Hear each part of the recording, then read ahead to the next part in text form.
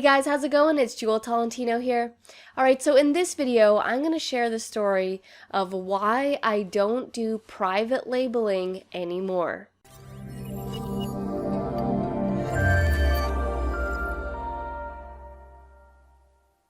Alright, so I get asked questions about private labeling, Amazon FBA, private labeling all the time. Why don't I do it? Asking me questions how to do it. And here is the whole story of why I don't do it anymore. So before I get into the story, I just want to state that these are my experiences, my opinions based on what I went through. I'm not discouraging private labeling. I'm not saying it's a good thing or it's a bad thing. And I will say that I do have online internet entrepreneur friends who are doing well with private labeling and who didn't do well with private labeling. So this is my first and only Amazon FBA private label item. So if you don't know what private labeling is, it's basically when you find an item, you do research on an item like this on like Alibaba, and you brand it as your own. You create a product, you create a brand, and then you have a whole bunch of units of it, and you ship it into amazon.com.ca, and you sell it, and that's kind of like your brand that you've created. That's private labeling in a really short form. It's just basically finding a non-branded item off of Alibaba, branding it as your own, and then selling it as your own brand. So this was my item. It was a silicone tray thing, and a lot of people were doing silicone, but I was the only one doing this one, and I really liked it. It caught my attention because it has like, it's got like, you could do it as like a poker theme, casino theme. It has the suits of the cards here. So I did research on this item, silicone tray. I did the calculations. I found this on Alibaba.com. Did the calculations of if I sold this for, I think I was selling it between $12 to $14 for this thing, silicone thing, and I was making between $5 to $8 profit. And I ended up selling 1,500 of these, so 1,500, and I did them in three separate batches of 500. So I started doing private labeling when the whole gold rush fever happened. It was like 2015, 2016.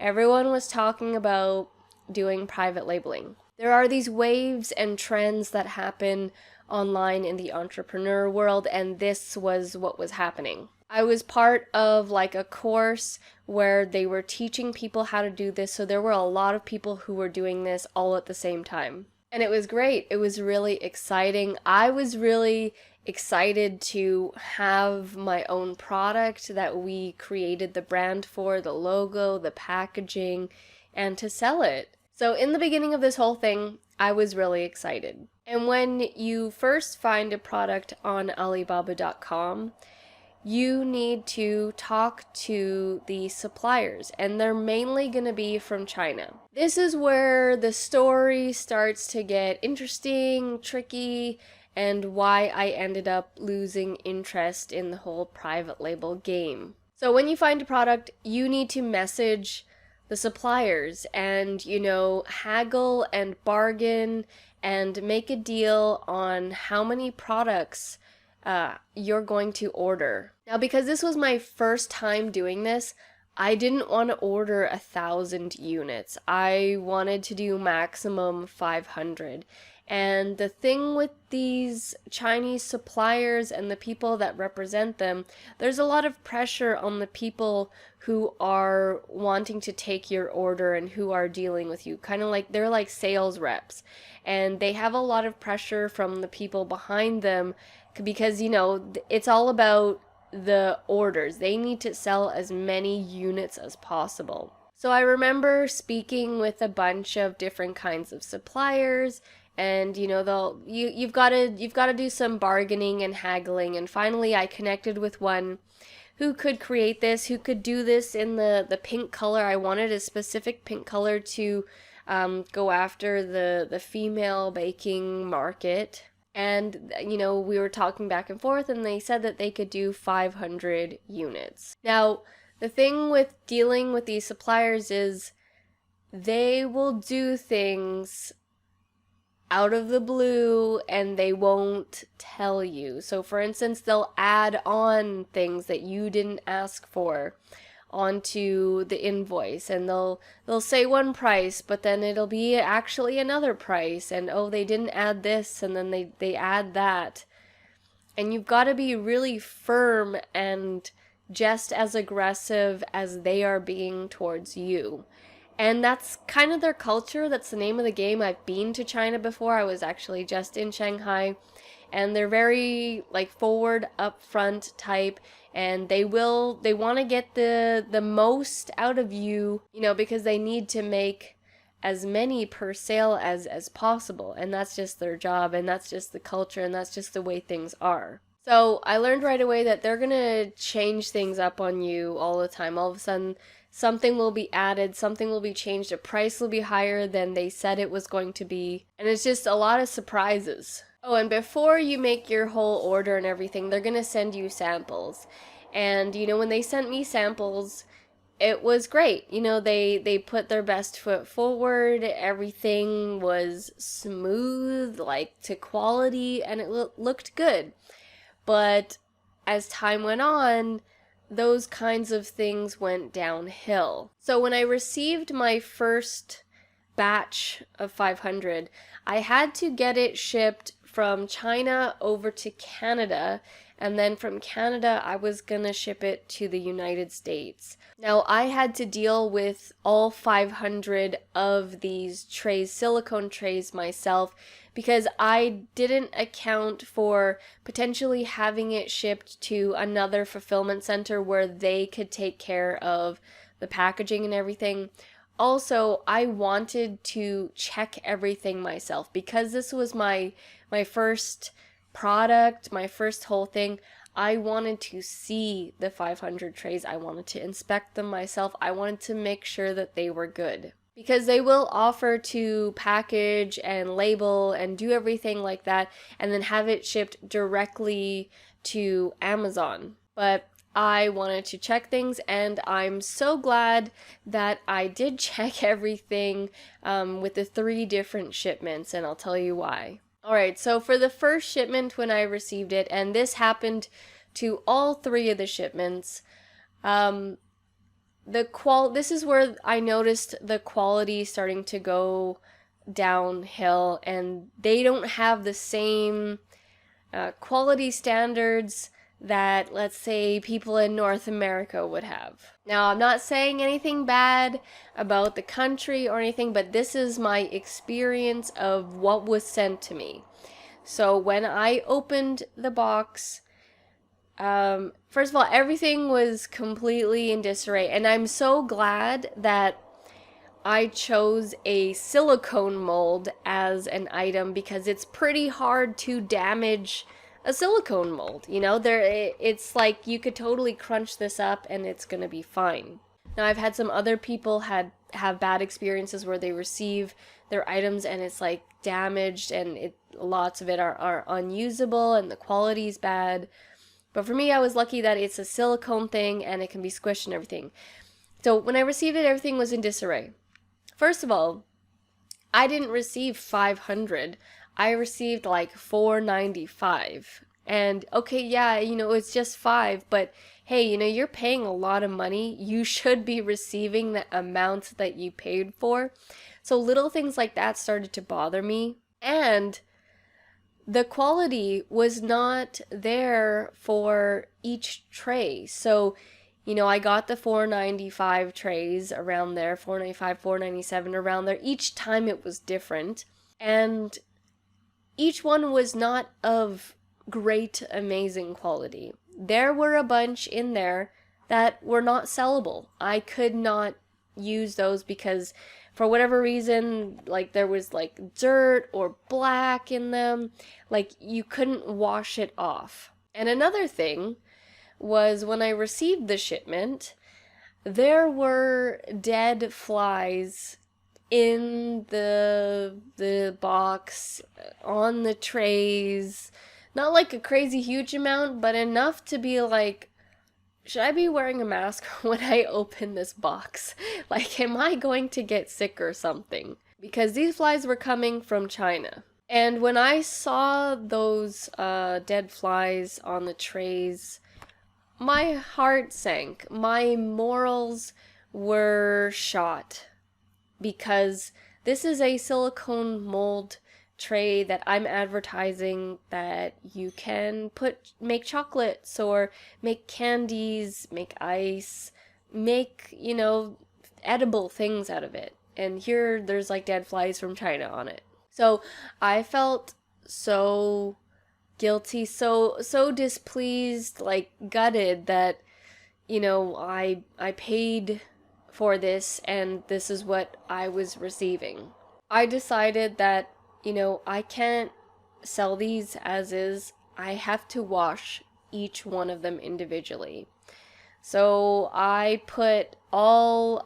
sanitized the tub, made like a huge water bath, and hand washed each one of them, to the ones that I could clean that didn't have like embedded like black stuff in them, and wash each one, with dish soap, and just make sure that it's clean and usable for the customer, because morally I felt so bad. So I washed all 500 of them and I bagged them, stickered them with the brand sticker and then with the Amazon FBA barcode sticker, packaged them all up and shipped them off. There was no problem with after that part, after I got them all cleaned up and everything, like they sold. Like I sold all 1,500 of them. I made a profit. That wasn't the problem.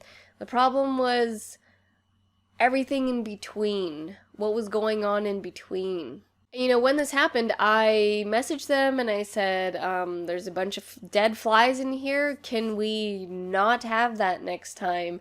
And you sent me less than the amount, and there were a bunch of damaged ones. Now, when I said this, when I said this to the representative, they were truly apologetic, and they were really sorry, and they're like, okay, you know what, we're gonna give a bunch more to overcompensate, we'll give a bunch more of this, we'll give a bunch more of that, don't worry, it's gonna be all good, it's gonna be fine. And to be honest, the person that I was speaking with was really nice. They were really nice. We were on WhatsApp together. He would send me videos of them actually making the silicone tray. He would go down to the warehouse and show me, and he would check out like our stuff online. And so like he became kind of like fans of what we were doing and stuff, and we had a good time interacting with each other, but he didn't have control of what was happening in the warehouse. So, second shipment, I express all the problems. He said the problems are going to be fixed. I'm like close to selling out the 500 at this point. It's doing well.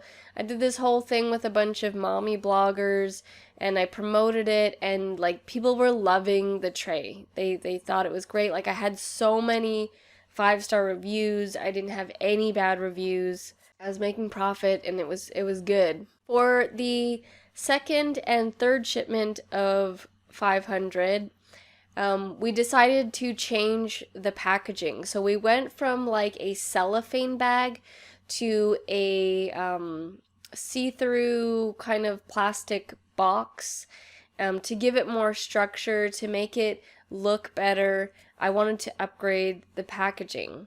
And yes, it did look better, but it was way harder to package. So again, I was doing everything myself. And to put these boxes together, you had to fold them because they came flat. And so you had to fold it into the box. But because it was like hard plastic, doing that for hours and hours, I was actually getting cuts on my hands. Like I was getting these cuts on my hands and it was like hurting, and when you are doing that for hours and hours for 500, it takes a long time. And I did have my sister and Arit helping me out, but after a while they didn't want to help me out anymore because it's very labor intensive. So if you are doing this yourself with hundreds of units, know that it's hard work. It's hard labor for sure.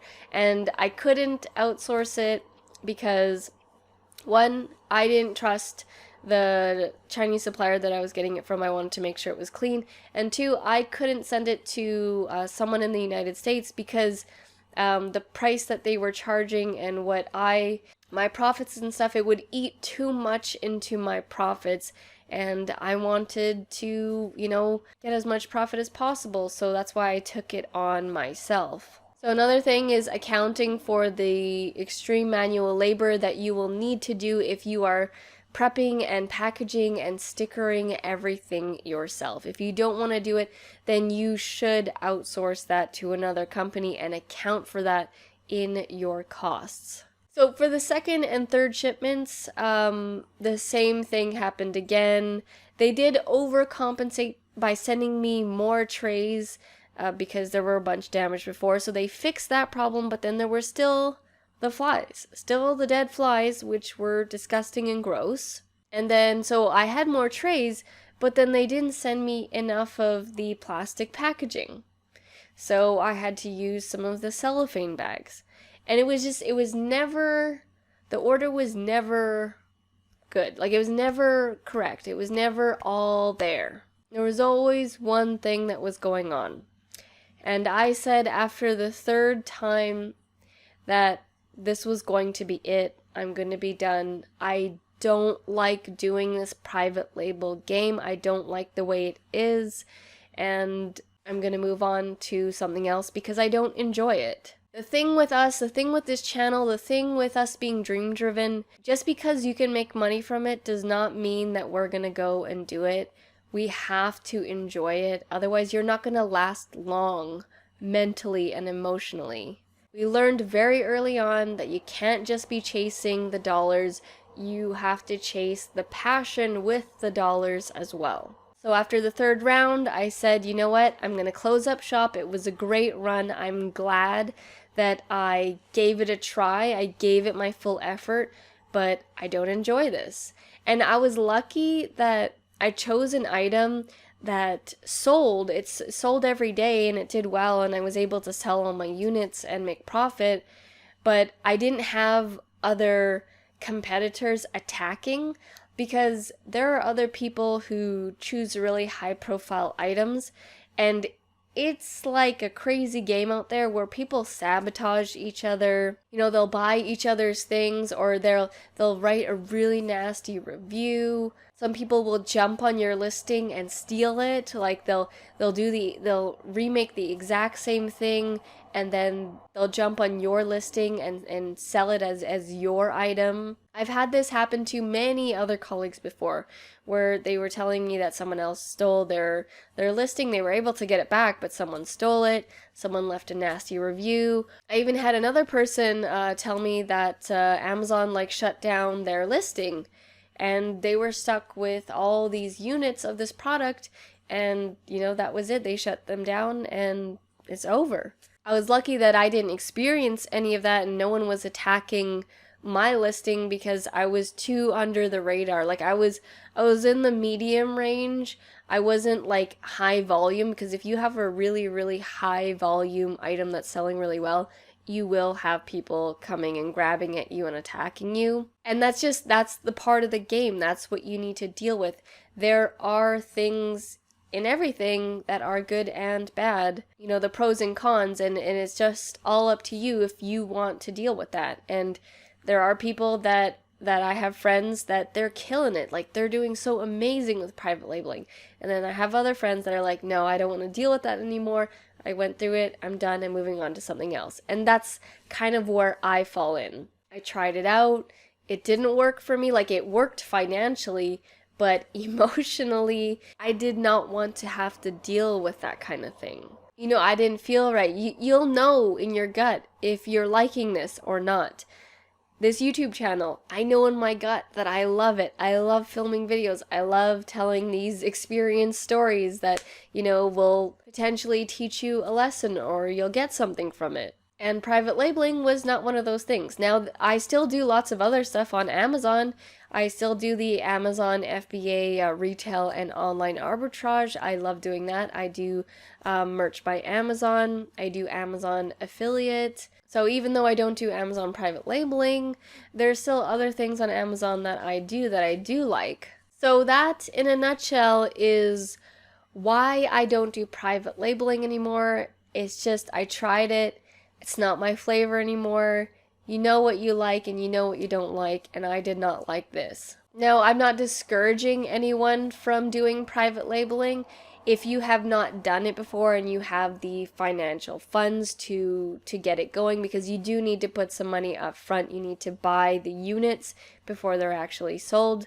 So you do need to put money up front. If you haven't tried it and you do have the funds, try it out. You'll only know when you try it out if you like it or not. So this is just based on my experience.